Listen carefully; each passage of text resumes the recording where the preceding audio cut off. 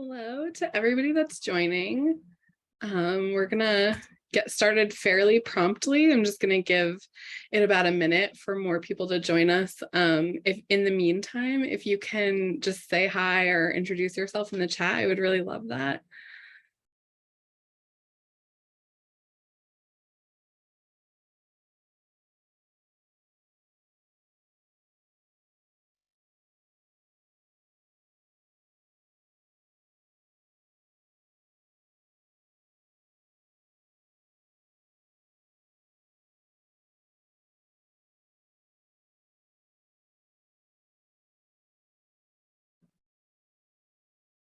Welcome, everyone.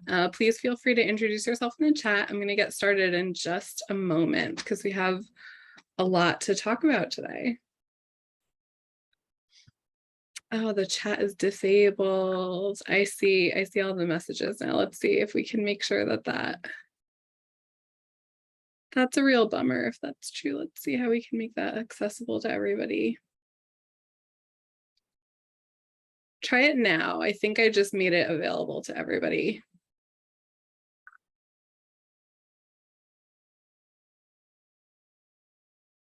Hello, yay. Okay, good. Sorry about that, everyone. Wonderful. Thank you all for introducing yourself. I got nervous for a second until I saw your messages that the chat was disabled. Okay. I think what we'll do is just give it about 30 more seconds and then we'll get started. I have a lot of slides that I want to go over with you all, but more importantly, I have some activities for all of us that I'm hoping that we can get to and have a little bit of a conversation, which is why I wanted that chat to work so much. So hello, hi everybody. I'm so glad that some of you know each other. This is wonderful. All right.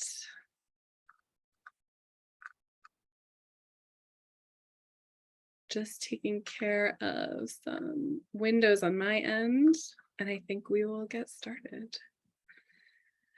Okay. Wow, thank you all for joining. Okay, so my name is Caitlin Quinn. I'm really, really happy to be talking to you all today. I'm the Director of Operations for HeartSpeak, which is the host of this webinar today. And if you haven't already, please say hello to your fellow participants in the chat, and we'll get started. I wanted to give you a quick overview of who HeartSpeak is. And if anybody is having any trouble seeing my slides, just go ahead and let me know in the chat. I just switched slides, so I want to be sure that you're seeing that. HeartSpeak is a small nonprofit organization that was founded in 2010. And really our entire purpose and mission in life is to make sure that marketing of pets and animal related services, so animal services organizations and all of the good work that you do, including and beyond adoption, that we all can do that a little bit easier, a little bit faster, and that we all have the tools at our disposal, no matter what our background is. So whether you come from a background in marketing or not, we want you to feel like a marketer in this space. We want you to feel really empowered to help get pets home, to connect with people in your community, and most importantly, to change the lives of people and pets in the communities that you work in. So that's a little bit about us. I have some of our tools and things like that linked throughout, but we really pride ourselves on the number of free resources that we're able to offer, thanks to really amazing grantors. So I do want to give a quick shout out. Petco Love is one of our anchor funders, and they have been just really transformational in allowing us to provide the resources that we do. I also want to thank Maddie's Fund, who is a huge supporter of us, and also Gray Muzzle Organization. They are really helping us change the game for senior pets, and we have some exciting things coming down the pike thanks to them. All right, so we're here to talk about bios, and I want to just give us the context that for today, we're going to talk specifically about bio writing.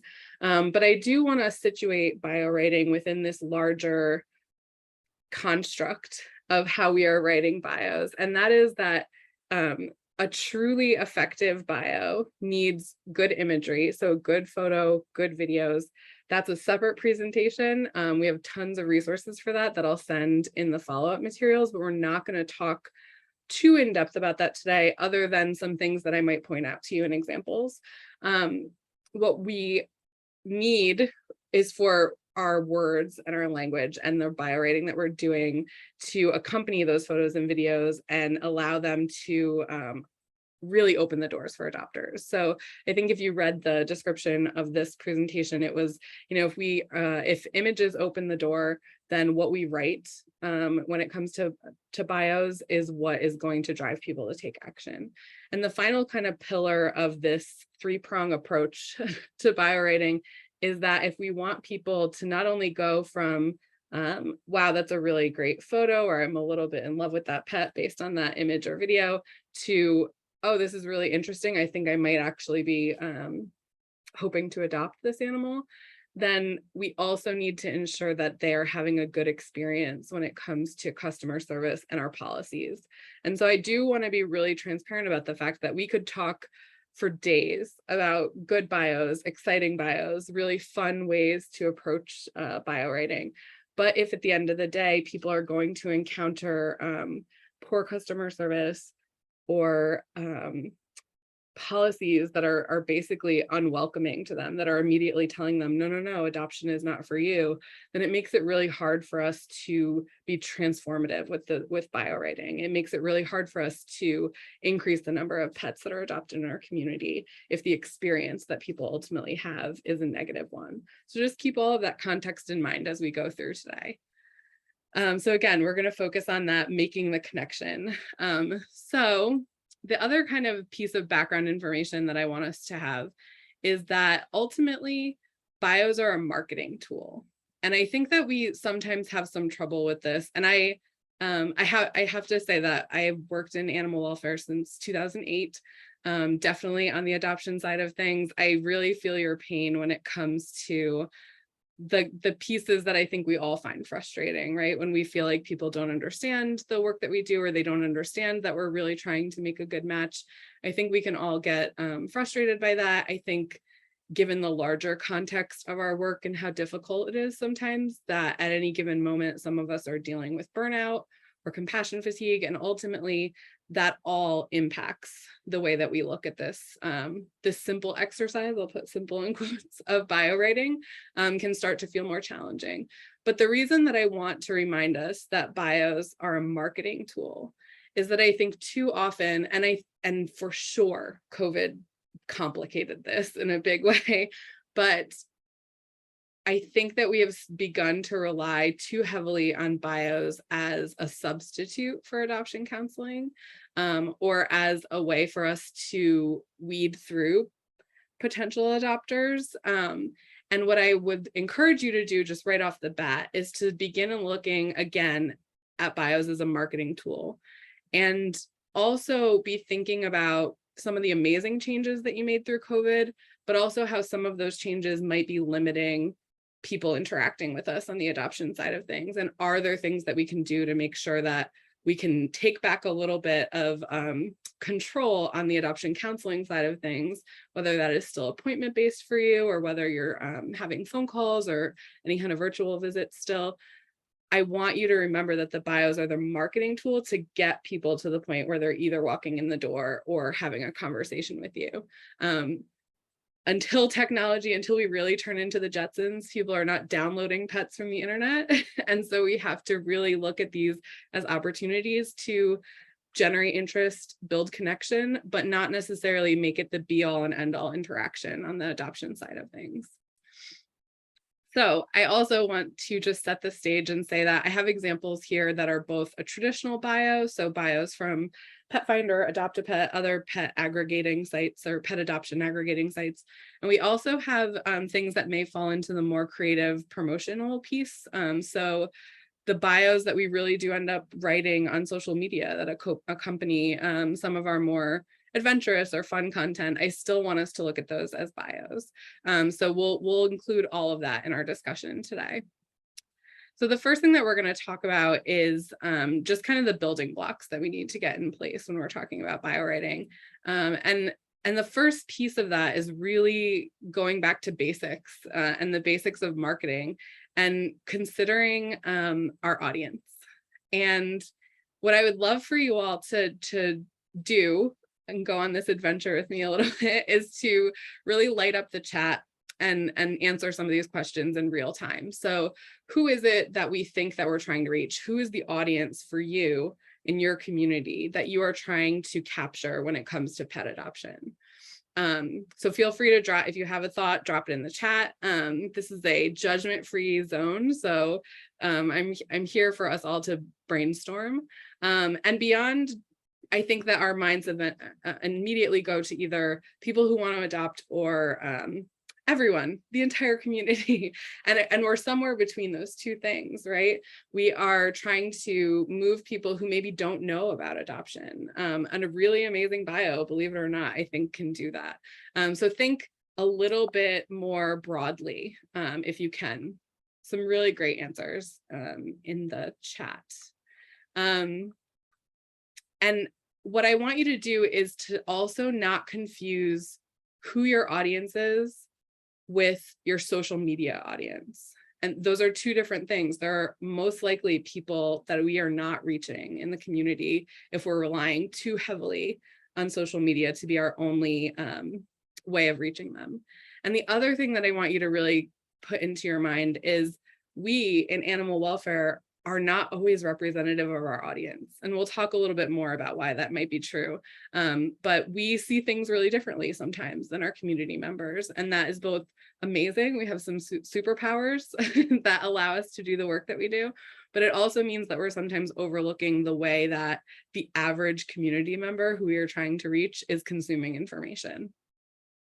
And now I want you to go a step further and really think about who it is that you've likely been missing. So that can be maybe your focus has been really heavy on Facebook and you haven't done much media outside of there. Maybe you haven't done any traditional flyering or talking on the radio or other ways of reaching into your community to start to talk to people. But if we go back to just talking about bio writing, I want you to also think about who might be getting overlooked in your audience if you are using jargon or insider speak or really limiting your adoptions to experienced owners. And lots of other subtle things that I think can happen sometimes in our bio writing processes. So as you're kind of thinking about some of this, feel free to, again, light up the chat or take some notes for yourself. What I'm hoping is that at the end of today, you can walk away with a pretty solid strategy of how you'd like to reapproach some of your bios, especially for maybe the pets who are current long stays or who are currently really struggling in the shelter.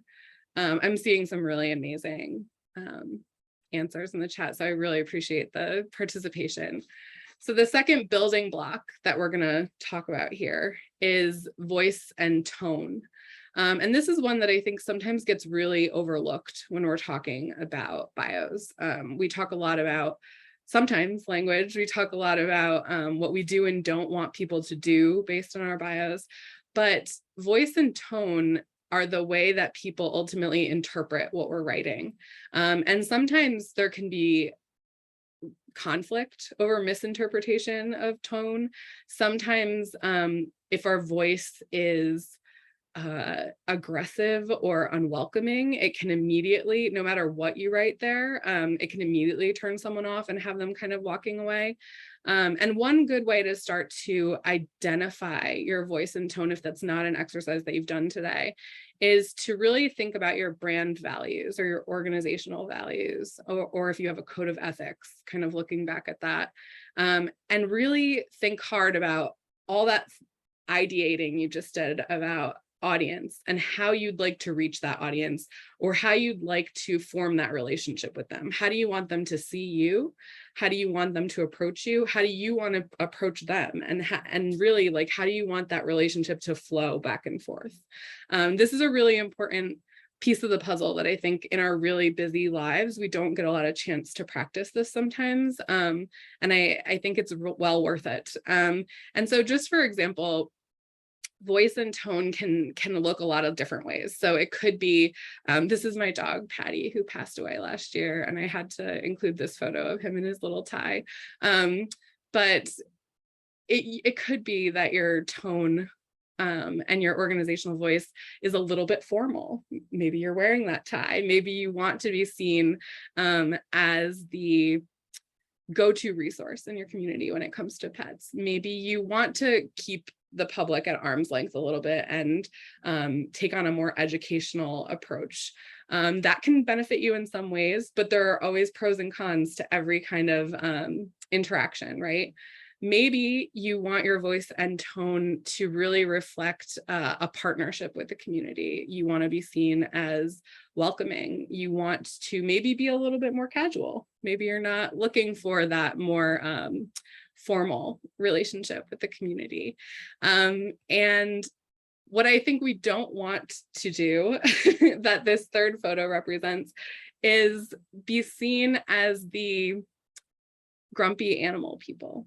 And I think that sometimes, despite our very best efforts and despite what I know is a tremendous amount of work that goes into what we're doing every day in this field, I think that sometimes as a byproduct of how difficult this work can be, we are seen as the grumpy cat through our voice and tone. And it is sometimes because we are a little bit tired. We're a little bit tired of shenanigans.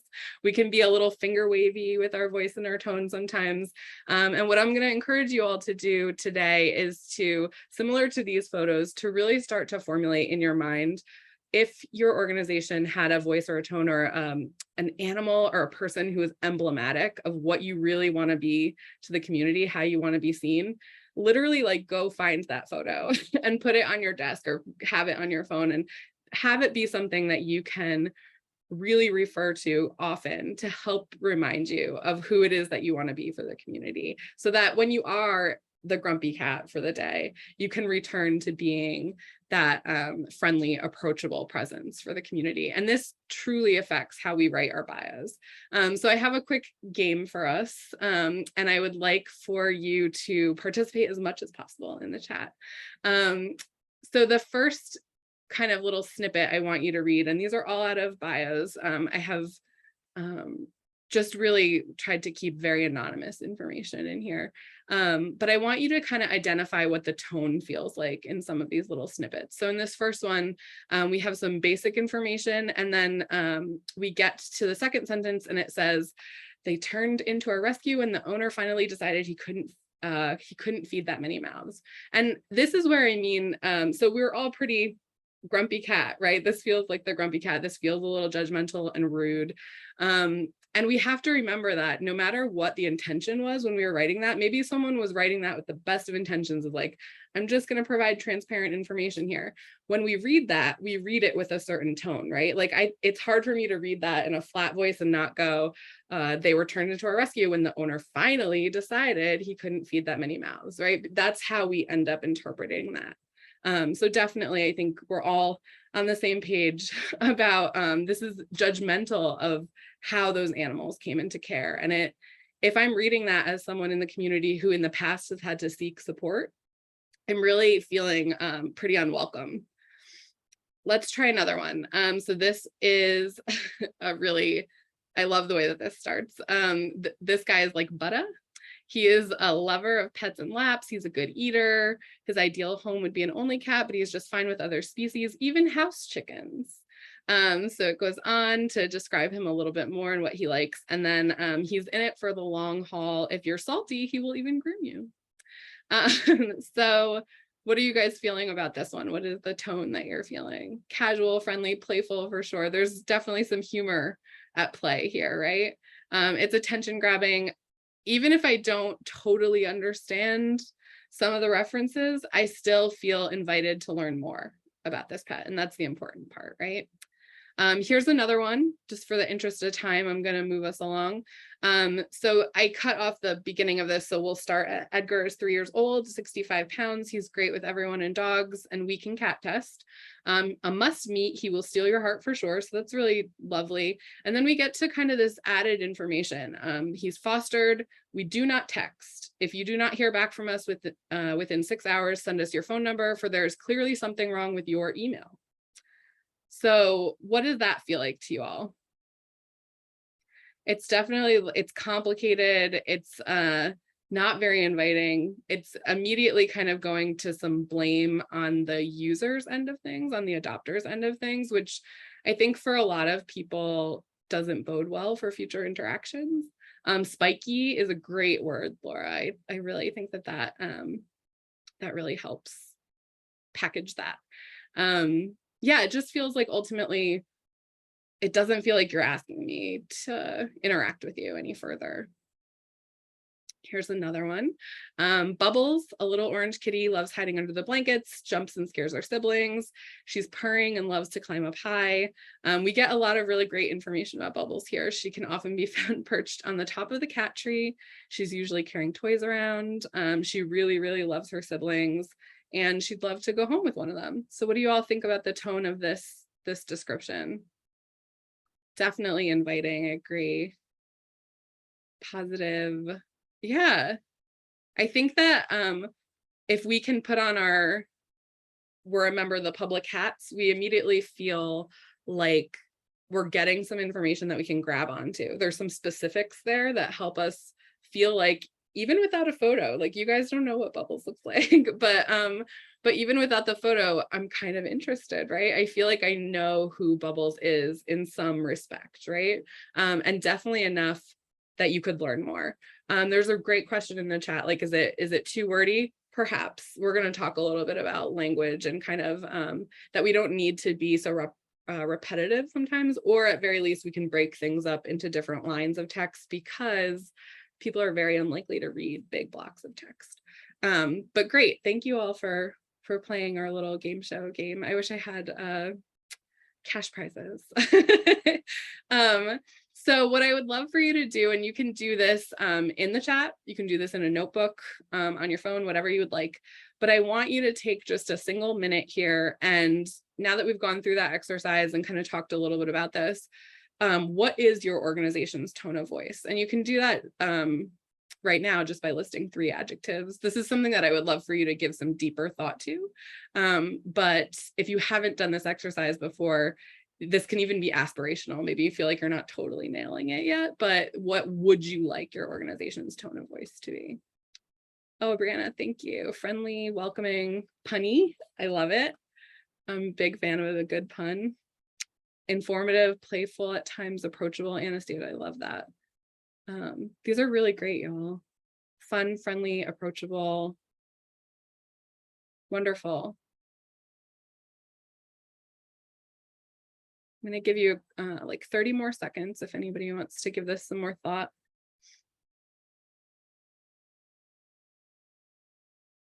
Welcoming, laid back, supportive. Those are great ones.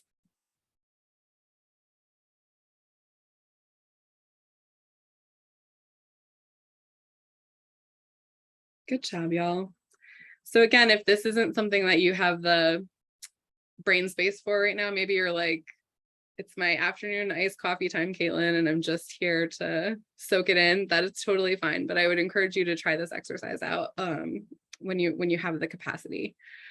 So the next building block that I think is really important for us and worth the time that we're taking on all of this is that we work in a really specific line of work. Whether you're a foster or volunteer or you're employed in this field, animal welfare is magical, difficult, and really, really something that once you know the things that you know, it's really hard to back out of that, right? In both the good ways and the bad ways. So what I'd like you to reflect on, you don't have to write this in the chat, you're welcome to, is can you actually remember what it was like to not know everything that you know now? Can you remember that maybe it was your first day of volunteering or your first day of work, and what it was like to not know some of the terminology, especially like, did you know what FIV was once upon a time? Did you understand what mange was? And even outside of medical issues, did you know what owner surrender meant? Did you understand really the ins and outs of sheltering? And I think where we can see that that our work is so specific and quickly becomes really unrelatable to other people is how many of you have had someone say to you at some point in your career, in your volunteering time, say to you, oh, it's really wonderful what you do, but I could never do that. And the reason that people say that is because they typically think some broad generalizations about our work, right? Like that it's emotionally difficult. It is, we know that, but it's not unmanageable in some cases. Or they think that we're rolling around with puppies and kittens all day and it's not that serious. Or they think that we're dealing with euthanasia nonstop. And so there's these two ends of a really broad spectrum that people see our work in. And what we know is that it's all the nuance in between that really makes up what we're doing in this field. So it becomes really hard for us, I think, because we get so isolated in our work, because people tend to misunderstand some of what we're doing. It's really hard for us not to feel a little bit isolated. And what we do is we kind of go deep into the jargon, the things that are day to day for us, and we forget that the general public doesn't necessarily have access to all that information. So what I'd like you to do now is to really, and this can just be like straight off the top of your head, list, 4 to 5, even 3, 2 words that you didn't know when you got started that you now use pretty regularly, maybe even every single day. I will give you the first one that comes to me is reactivity. Definitely didn't have any concept of what that meant when I started. Had never ever heard of TNR when I started working in this field. These are great, y'all. Resource guarding, RTO, lots of our abbreviated terms for sure. FIV, transport. Yeah, some of these words are so simple on the surface and so nuanced underneath, right? Aggression, overstimulated. Overstimulated is such a good one. That's absolutely. Barrier reactivity, fractious. Oh, great one. Compassion fatigue. These are wonderful. Yeah, and so here's a little word cloud kind of based on some of those answers. And this is, again, like the tip of the iceberg, right? So much of what we're doing becomes insider speak. And the reason that I wanted to talk to you all about that today, and for our purposes here, is that because we kind of live in this way where we're talking to each other, we know what each other mean when we're talking about this. Even when you're fostering, and I would say that sometimes you're and volunteering and fostering, you still have one foot in the real world with everybody else. But what happens is you slowly kind of get acclimated to the way that we all speak in shelter and rescue, right? And we start to describe things that immediately become unrelatable for the public. And that leaks into our bios in a big way. I want us to also be thinking about things like medication names, right? If I say gabapentin, many of you know what that means. You know what that is. You know what it treats. I can't tell you the number of times that I see medications named in bios. And again, we're going to talk a little bit about the difference between adoption counseling and bio writing, but we immediately step into this space where it's 100% intimidation for the potential adopter. And I think that we have to remember, like when someone says to you, I couldn't do what you're doing, it's too difficult, it's too emotional, it's all those things, we have to remember that the general public sometimes has a really inaccurate, kind of mythologized view of the work that we do. And many people are afraid to step foot into a shelter. They think that it's going to be way too emotional. It's going to be really, really hard for them. And when we use insider speak and lots of jargon, we're kind of reinforcing for them that this is an intimidating space, that not everybody is welcome, that we're not even making a basic effort to try to communicate with them. So the first kind of thing that I want you to internalize about that is that jargon builds walls, not bridges. We're not going to magically have general public members catch up to us if we just keep throwing jargon at them. Instead, we need to use plain language and kind of build a shared language by beginning to define some of the terms that we use most commonly. And what I want you to remember, especially when it comes to bios, is that we want to try to write for about a 14-year-old audience. That is the recommendation for doctors when they're kind of taught about how their patients will understand what the information that they're trying to deliver, is that they need to break it down into a middle school audience for people to truly understand what it is that they're saying. And so that means that sometimes we need new definitions for what we're seeing or what we're experiencing. We definitely want to be, no matter what adjectives you chose for your organization, we want to be as welcoming and community driven with our bios as possible. And that also includes, I saw some comments about this when we were talking about audience, is wherever possible, working with other community members on translated materials in your resources, even in your bios. Sometimes if you have a large Spanish speaking population in your community, being able to provide at the very least bullet points that are in Spanish will be groundbreaking for your organization.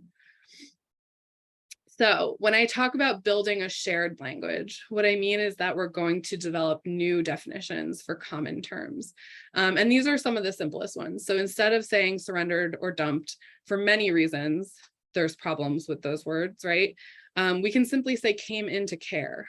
Instead of saying returned, we can simply say came back into care, right? If we don't want, ultimately, if our goal is for people to not treat animals like commodities, then we need to also not speak about them like they're commodities. Instead of forever or forever home, I think that we can just say home or family. And one of the reasons behind that is that there is a connotation to forever home that's a little bit judgmental. It's a little bit like, don't come crawling back to us if you have any problems because you said forever, right? There's a little bit of something there. Instead of stray, we can also just assume that every animal that comes in as stray is a lost animal. When we do that, it can change the culture in our organizations that we're really thinking about, how do we get these animals back where they came from? Like, they didn't just sprout from the ground as strays. They probably did belong somewhere at one time. And then when it comes to our bios, we begin to talk about things like high energy, these really big terms that we tend to throw out that really can be interpreted in so many different ways, depending on what the context is, that there's a good chance that you and the potential adopter are on two different pages, right? When we say high energy. Same with medical issues. We're gonna get into this a little bit deeper, but I want you to first ask yourself, does that even need to be included in the bio? And second to that, is there a way for us to describe that in a way that the public can understand it really easily? And this is a great example, this video from DeKalb County. I'm gonna skip right to the good part, but they talk about when we all see that dog, I think most of us immediately go, oh, she has mange, right? She's got her little baggy stocking feet. And we recognize that because of our experiences as mange. There's 100% chance that before I worked in this field, I didn't know what that was or what it looked like. And so it looks really intimidating, right? So they describe her Demodex as a non-contagious skin condition that will heal much faster in a low stress environment, right? So they don't even have to say mange. They don't even have to say Demodex. They don't have to say anything like that. They can immediately move to just describing the term. So 2-minute activity. And again, this is feel free to drop it in the chat. This one sometimes needs a little bit more thought. So if nothing comes to you right away, that's totally fine. But this is a great activity for staff members to do together, for a group of volunteers to do together, as a foster to really sit down and think about this. What are one or two of the words, maybe they're the ones that you described earlier, that you could write about in plain, relatable language, the same way that we just kind of demystified what mange was? How could you demystify, if you're struggling, like think about reactivity? How can you describe that instead of just saying reactivity? That is what we ultimately want to get to, is building ourselves a little thesaurus of terms that we can rely on in this way. I'm going to just give you like a minute of me not talking, of silence, so you can really think about this. If you have an answer that you want to share, feel free to drop that in the chat.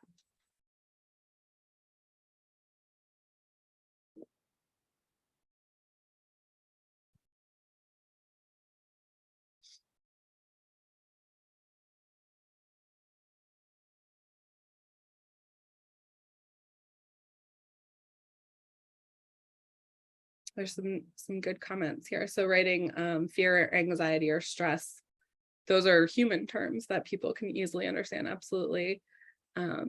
That's a great option for reactivity, Ashley.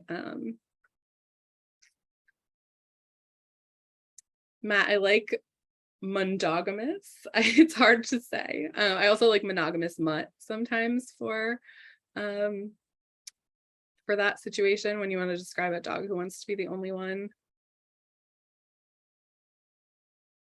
Oh, Brianna, those are wonderful.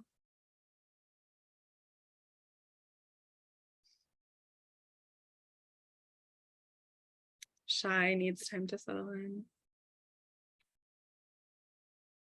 These are great. All right, so tuck that into your mind and use this as a tool to kind of, I have worked with a couple of organizations that basically did a little staff activity around this and really and truly developed their own document of thesaurus terms so that they could really, everybody was speaking from the same language book essentially. So this is something to consider. I think it has a big impact. Very quickly, I want to say we're not talking a ton about social media today, but I want us to also be thinking about how hashtags can be exclusive sometimes and immediately kind of really turn away certain audience members. So adopt, don't shop, while wonderful and it gets a ton of traction, it also has a ton of judgment embedded in it. And it makes this, it makes it a binary, right? You can either shop or adopt, and there's no space for a conversation about maybe at one point in your life you did buy a pet. And maybe you're just now kind of getting excited or learning more about adoption. If I see this kind of hashtag, it makes me immediately go, maybe those pet folks are as judgmental as I thought they were, and maybe I just need to keep buying my pets. So really be thinking about how we can sometimes be more inclusive with the hashtags that we use as well. I want to move along for the sake of time, but you're going to get copies of all the slides so you can kind of do a deeper dive into these. So final language reminders as we exit the building blocks part of the presentation. We want to really try to engage as broad an audience as possible. And there are most certainly segments of our communities, no matter what community you're in, that are currently being left out. And our language and the way that we approach this really does have the power to reach those folks. We want to bounce ideas off of friends and family sometimes when we need that reminder of how to relate to the community. When we need to take our animal welfare hats off, we can count on the people around us who don't do this work to kind of hold us accountable. And we want to make sure that we're focusing our efforts on how to get more pets home through being more welcoming and more approachable. And we'll talk a little bit more about that. So now we're going to talk about the choices that we make and really the strategies that go into our bios. This section, we're going to focus a lot on what the difference between bio writing and adoption counseling is. And this is just kind of the big, long list. We'll dive in a little bit deeper here, I promise. But one thing that I think summarizes a lot of these points is that we don't want our bios to do too much heavy lifting. And I kind of previewed that idea for you at the top of this presentation by saying bios are a marketing tool and they're not going to replace adoption counseling. And I 100% understand the situation that we all kind of got stuck in COVID, was that those bios did have to backslide a little bit and they were doing a little bit more work because of the difficulty of meeting with people, or maybe our adoption counseling was a little bit different because of COVID and restrictions around that. But I think at where we are now, no matter what your safety protocols are, we can step back into a space of really separating out adoption counseling and bio writing. And a big highlight of this philosophy is not focusing on restrictions, right? So every animal is different. Almost every animal has a quirk, right? that maybe may have them fall into some sort of restrictive category or not. But I think that the other thing that we have to go back to thinking like a community member is that when all of our pet bios are laden with restrictions, my takeaway as a community member goes back to the myth that all shelter pets are broken and that there's something wrong with them, or they're in the shelter for a reason, right? And we have to be considering, while we move forward on goals for individual animals and try to get them home, we also have to be taking into account big picture impact and how it is that we are constructing a narrative about pet adoption and pets for adoption in general. And sometimes I think that we forget that we have the power. We complain a lot about what the public thinks, but we forget that we actually have the power to shape that. And if we're playing into some of those stereotypes or myths, we're doing ourselves a disservice, and we're doing the animals a disservice. So we'll talk a little bit about some of these in depth. Tell a story, right? I think that we all hear storytelling, and I think I used to get really frustrated when someone would just say, use storytelling, because it's so vague. The instruction feels really vague, right? And in my experience, there were many animals that I wasn't able to craft an entire story around, right? I didn't know where that story began. I didn't know what their past was. I didn't know what their history was. And so it was really hard for me to move forward in a way that felt like I was storytelling. And I think for this to work, what we have to embrace is a different definition of story, right? The story that we're telling to adopters is our experiences with these animals, and what it looks like to interact with them. And it can be as simple as that. I think sometimes we do get stuck in this feeling of like, what am I going to write about this animal? I've spent only a few hours with them, or I don't have a ton of information about them, and I need to write this bio. And we feel a little bit hamstrung by that, right? And so I want you to instead rebrand this idea of storytelling in your mind, if you felt the way that I did, with using it as an opportunity to share details that will ultimately form connections. And a simple way to do that is to begin by thinking, what makes this animal unique? Or what are the things that all the volunteers or staff members are talking about with this animal? Like, what is the thing that everybody says is this animal's thing, right? Like, and I think all of us have a relationship with that on some level. I think that we forget to also tap into all of our staff members when we're writing bios, right? So frontline staff have way more interactions with animals sometimes, and they're not always the ones that are writing the bios.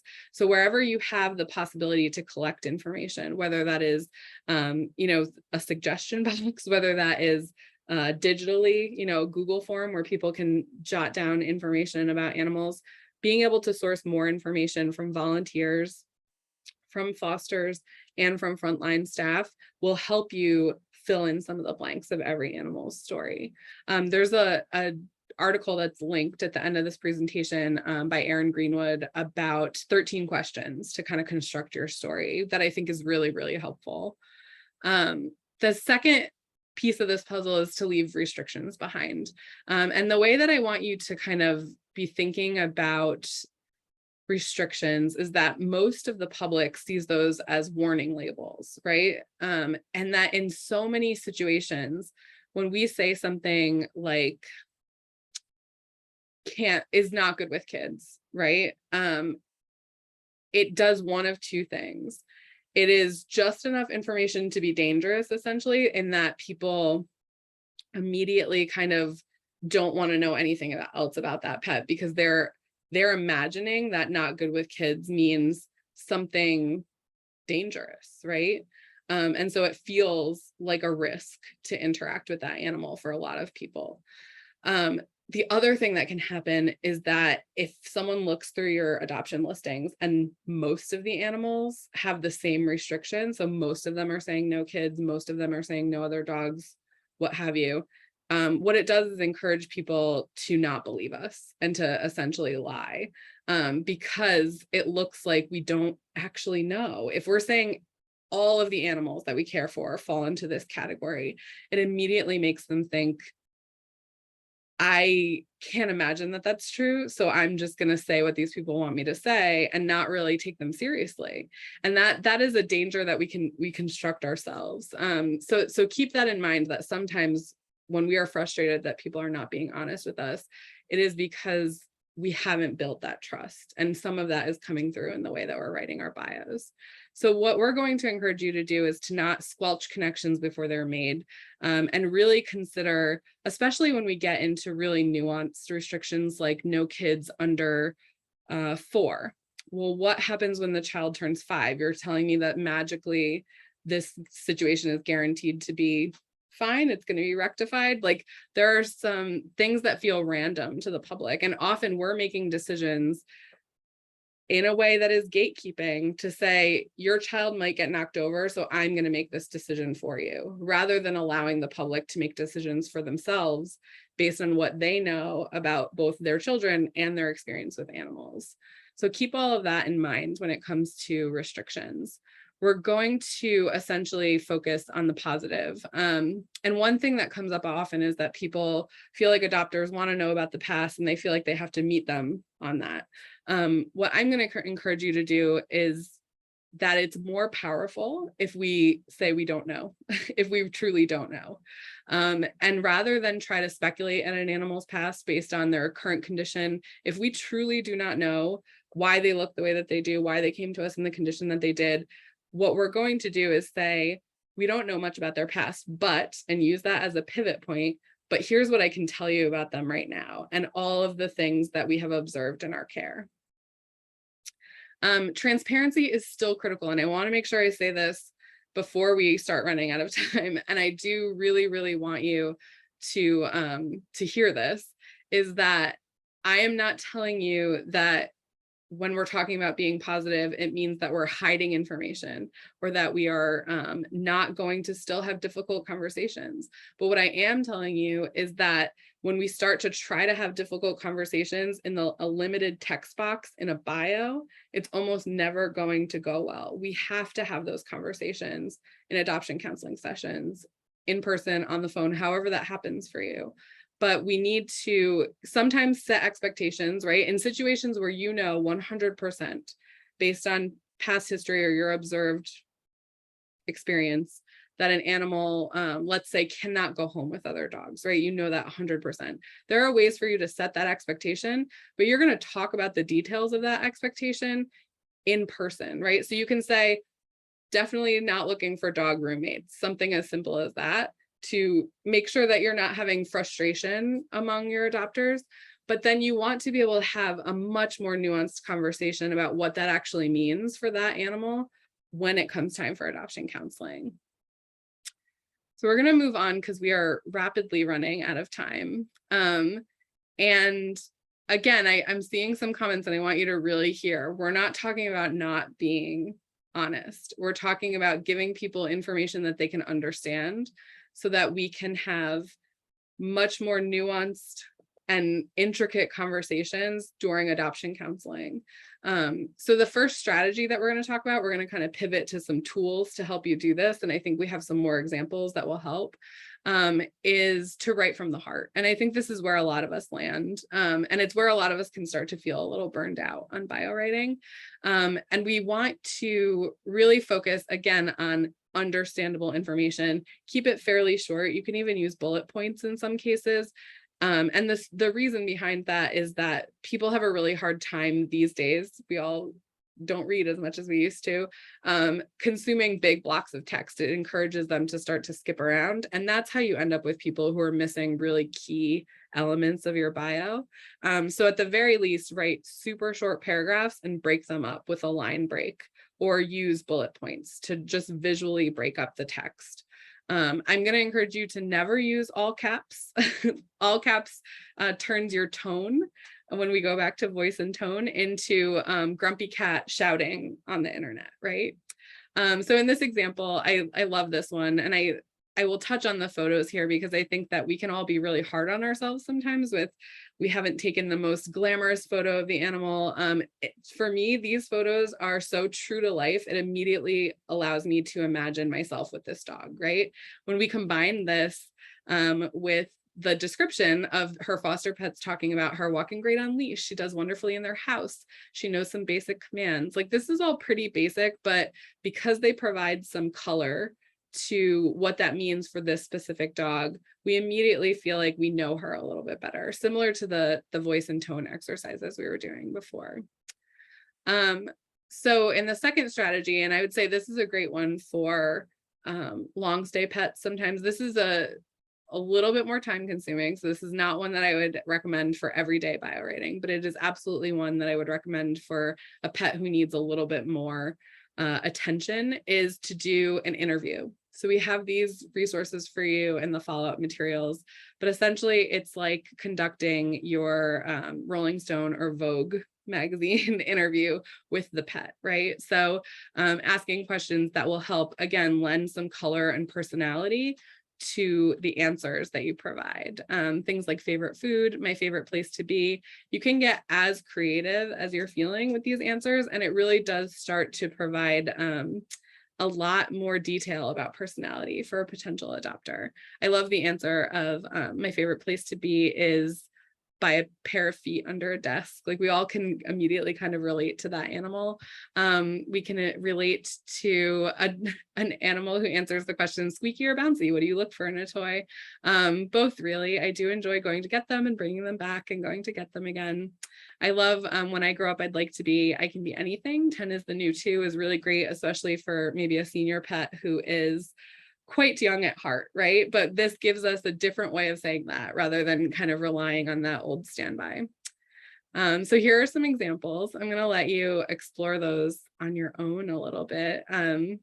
If Lenawee Humane Society, if anybody is here, I love what you did that, and thank you for it. I'm using it as an example. So our next couple of strategies are fill in the blanks.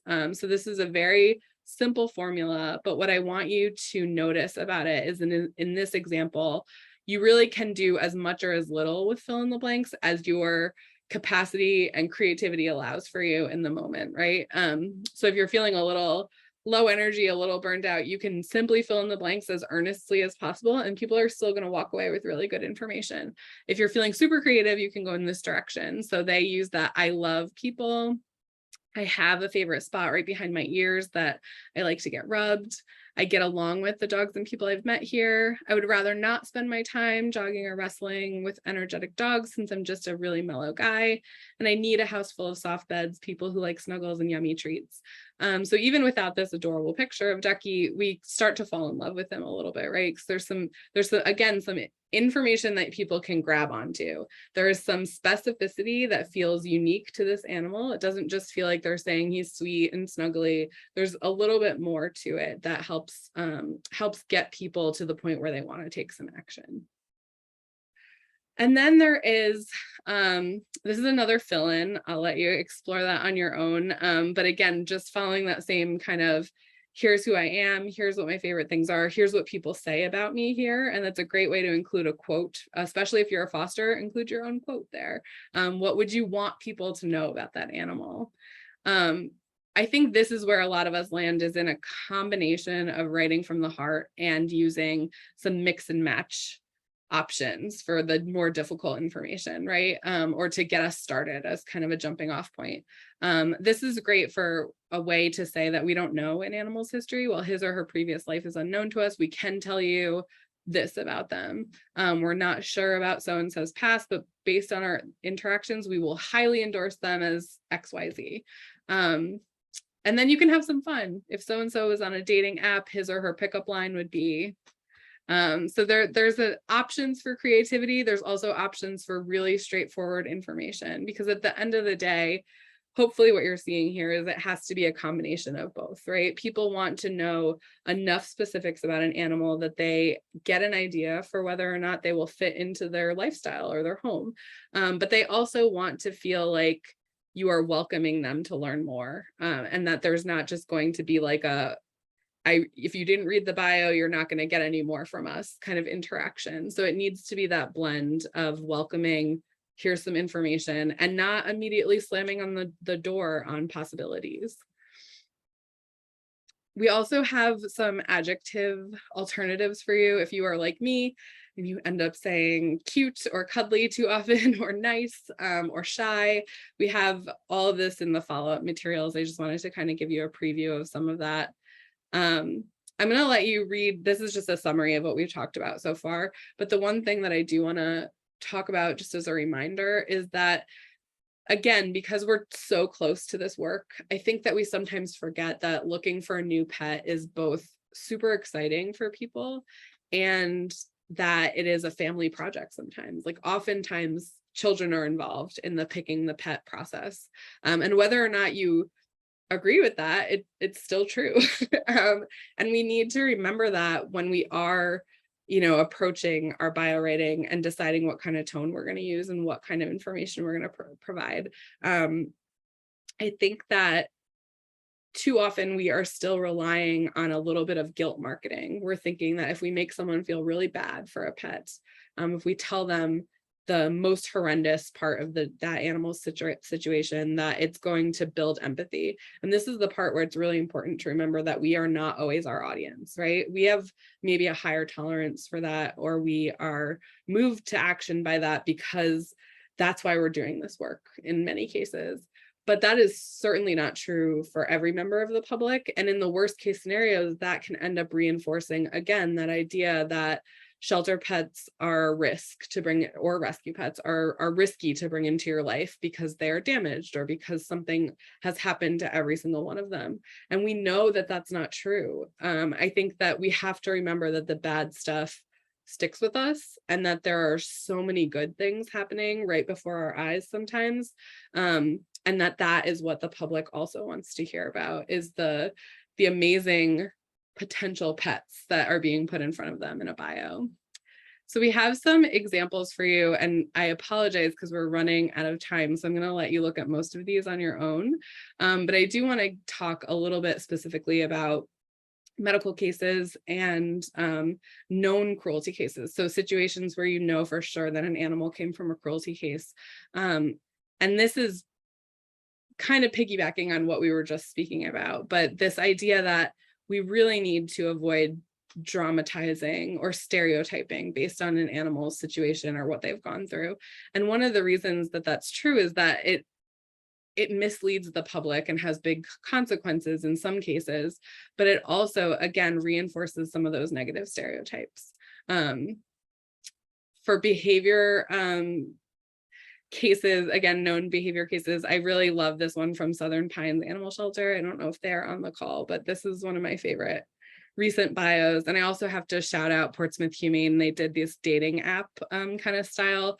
I would call these like micro bios, right? We're getting some actually pretty good information in a lot of these. I have a few other examples for you to look at. So we know that he got a 0 out of 10 on sharing. And the last thing that I'll say about behavior before we just start to take a look at questions is we also have to remember that people are living with animals with a range of behaviors in the community already. Not every animal in a home is perfection. And I think that we forget that people's tolerance for some quirky behaviors is actually pretty high, right? I grew up with a dog who most definitely was a food guarder and a toy guarder, and I had no language for that. I didn't know how to describe that the way that I do now, but I would have said she's not great at sharing, and it didn't change my family's relationship with her. My mom would say to us, like, don't take her stuff away. That's hers. And I think that we forget, because we tend to see the most desperate situations, we forget that there are many, many average community members living like this with quirky animals, and that their tolerance is quite high for that, more than I think that we acknowledge sometimes. We have some case studies of kind of the bad pet marketing where you go really hard on describing the animals as essentially a hot mess. What I want to say to you about that, there are some great examples for you to explore when you get the slides here, is that this is something you can only use rarely. If you're describing every single animal about that is in your care as a bad pet, then things are going to start to take a turn for the worse, right? But this is really a really fun way, especially if you have kind of a desperate situation where an animal has been continually overlooked. Like, just being brutally honest essentially can sometimes work. we are so out of time. I apologize to all of you. I'll go through the rest of these very quickly, and you can take a look at them on your own. They're just some really wonderful examples here. Again, the dating app, Portsmouth Humane, so wonderful. We have a little grumpy cat face as well. But what I want to make sure that we do get to is this kind of bringing it all together piece. And I have some practice sessions here for you to do with the rest of your staff or in a little group or even on your own. But what I want us to remember again is that this has to work in concert with our policies, with our procedures. And we have to look at bio rating as that marketing tool that will bring people in the door and get people asking more questions. So customer service is really a huge part of this. If we feel inequipped to deal with the questions that come when people read bios, then we need to take a look at how we can bulk up our customer service ranks with volunteers, with more support, so that we aren't crafting bios just as a way of getting out of customer service. And that's, I think, is very important. There's a question in the chat that, are we going to get recordings of the webinar along with the slides? Yes. This is being recorded and we will absolutely provide all of that to you. I want to make sure to point out that we have a lot of follow-up materials that are linked within the slides, but I'll also send a Google Drive that has a lot of the tools that we talked about, a lot of the exercises that we did, so that you can do that again on your own or with a group. And I did want to make sure that I gave a shout out to some of the quotes that were in this presentation. That's kind of my way of saying, like, you don't have to just take my word for it. There's a lot of background information about, especially kind of that idea of keeping adoption counseling and marketing separate. This is also my contact information. So I know that this kind of had to speed up at the end. I'm hoping that you'll see that the examples are pretty self-explanatory and self-exploratory.